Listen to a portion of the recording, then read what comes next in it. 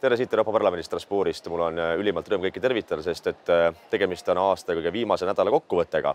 Nii nagu me oleme 4,5 aasta jooksul siin tööd teinud ja üritanud vähemalt iganädalaselt anda tagasisidet oma valijatele ja tulevastele valijatele ja ka vaenlastele, et nad näeksid, mida me siin päriselt teeme, erinevalt vasakpoolsetest ja sotsialistidest, siis ongi aasta jõudmas sinnamaale, kus selle aastaga viimased plenaaristungid on käimas siin Strasbourgis. On kolmapäeva õhtu, 13. detsember, kell 4 kohaliku aja järgi, Eestis on kell 5 õhtul. Igastahes võtame mõned teemad kokku, mida on siin tehtud ja mis on siin toimunud viimase 3 päeva jooksul.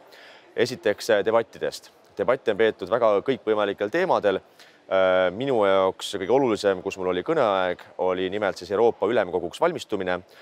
Järgnevatel päevadel homme-ülehomme leiab siis aset taas Euroopa Ülemkogu ehk Euroopa Liidu valitsusjuhtide kohtumine, kus kahjuks Eestit esindab peaminister Kaja Kallas veel.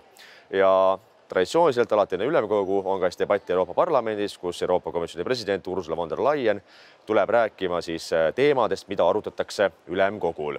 Ja kuulasin hommikul soolikalt von der Leyeni kõne, rääkis muidugi COP28 ehk siis nii-öelda kliima tippkohtumisest Lähis-Idas, kus siis kõik maailma suured ja vägevad lendasid eralennukitega kohale selleks, et loomulikult päästa maailma kliimat.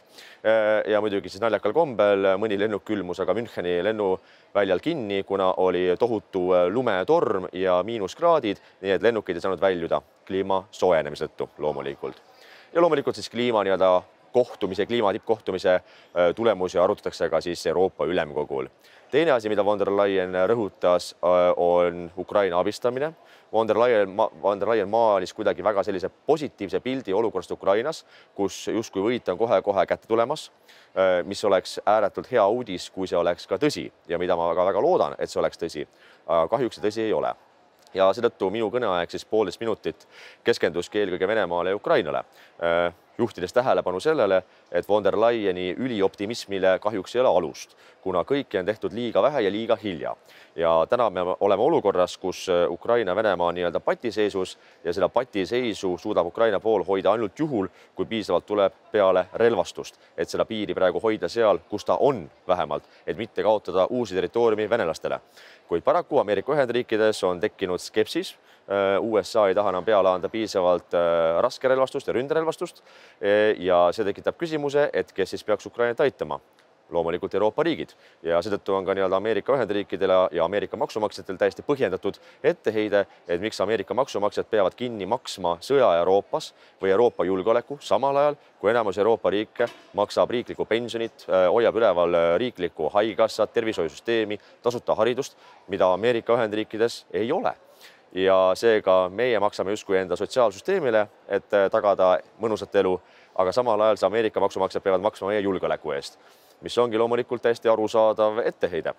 Kuid kas Saksamaa ja Prantsusmaa on piisavalt valmis, et tagada Euroopa julgeolekut ja aidata Ukraina praegu? Kahjuks mitte.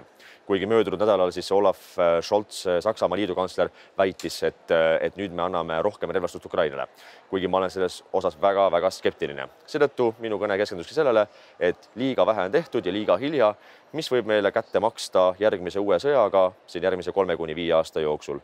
Sest kui sõja alguses olid kõik kommentaatorid ja poliitanalüütikud niivõrd täppisteadlased ja oskasid hinnata, et iga kuu, mida sõdib Venemaa, vähendab iga aasta võrra siis ohtu, et Venemaa ründab uuesti mingit naaberriiki. Kuid loomulikult see on olnud kahjuks enese petmine ja illusioonis elamine, sest et kellele ei meeldiks elada illusioonis mõnusalt magada magusat tund, uskudes, et see kõik on tõsi, mida kirjutatakse. Paraku see ei ole tõsi. Seega jah, ja seega kui ma kõnes ütlesingi, et suure tõenäosusega me praeguses tegevusplaanis liigume järgmise suurema sõja poole. Ja nii nagu ma ütlesin ka märtsis 2022, vähem kui kuu aega peale Ukraina ründamist Venemaa poolt, et võib-olla 30–40 aasta pärast vaadatakse ajaloole tagasi ja öeldakse, et 3. maailmasõda algas 24. veebruar 2022. Ma väga loodan, et see ei ole tõsi, kuid hetkel vaadates Ameerika Ühendriikide ja Euroopa riikide käitumist, siis kõik see sarnaneb väga kahjuks 1938. aastale. Andku Jumal, et ma eksin.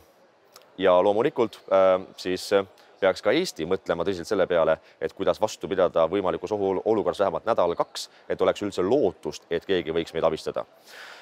Aga sellest juba võib pikemalt rääkida.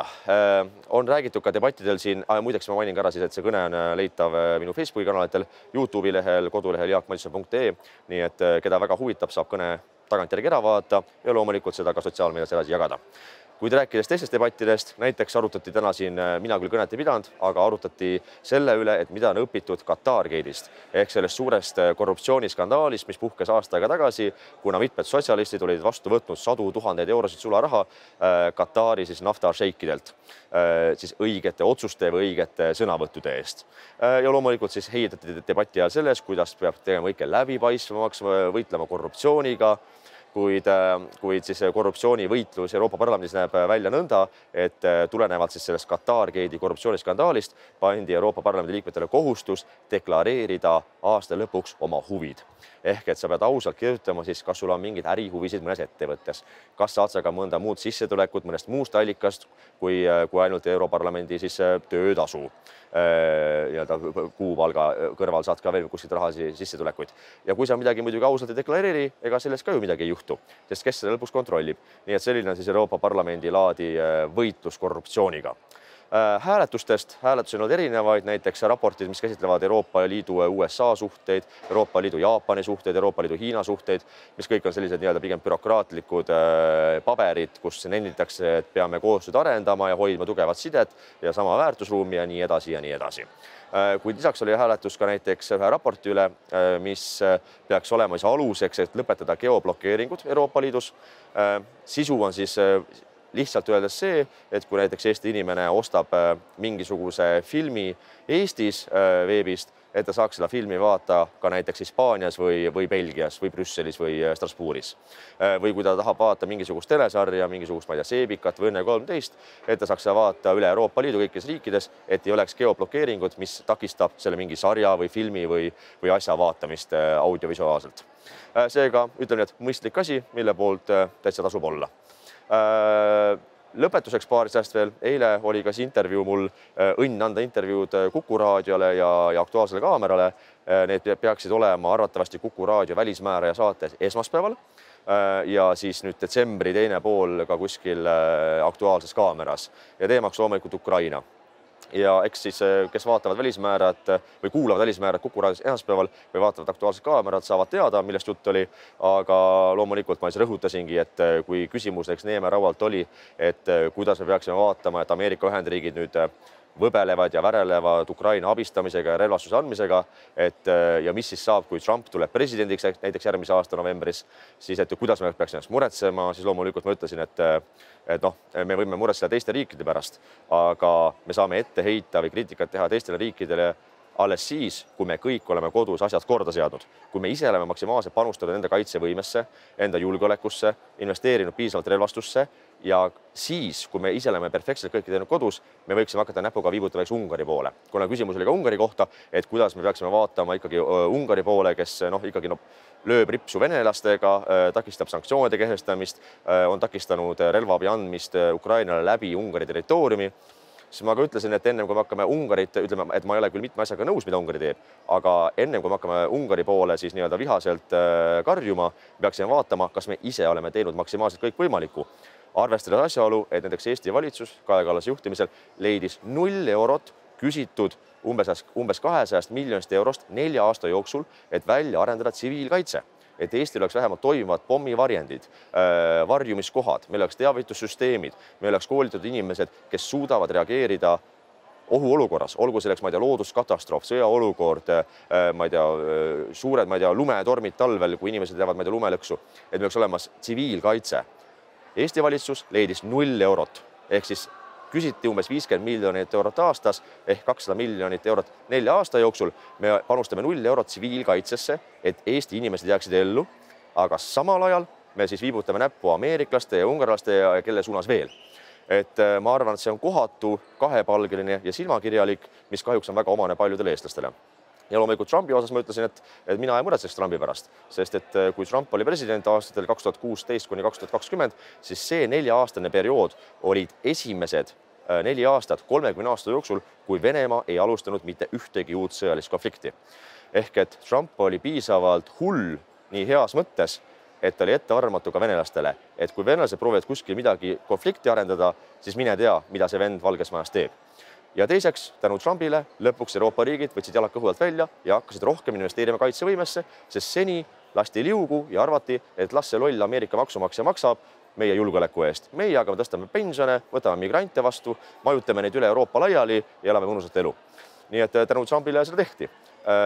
Vaadates muidugi arvamusküsitlusi, siis olen ka näinud, et Eestis on tehtud nii-öelda gallupeid kuskil Postimehe lehtedel ja umbes 6 aega tagasi oli Postimehe lehel siis küsimus, et kellena toetate järgmist USA presidenti, kas Joe Bidenit või Donald Trumpi.